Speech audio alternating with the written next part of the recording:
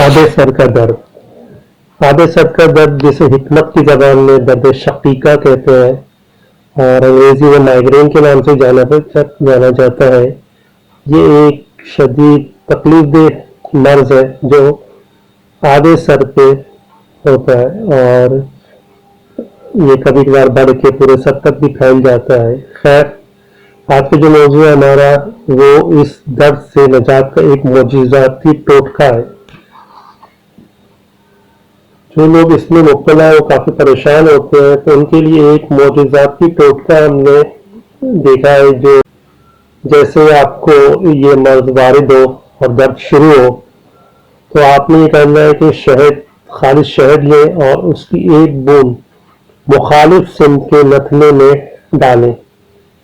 तो मुखालिफ सिम्त के नथले से मुराद ये है कि ये दर्द शकीका आधे सर का होता है। तो अगर ये दर्द आपके दाएं तरफ हो रहा है तो आप बाएं तरफ के नथले में एक बूंद शहद को टपकाएं।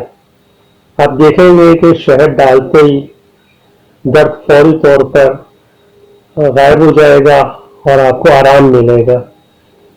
और अगर आपके बाएं सिम्त में दर्द है तो फिर आप दाएं नथले में एक बूंद शहद डालें।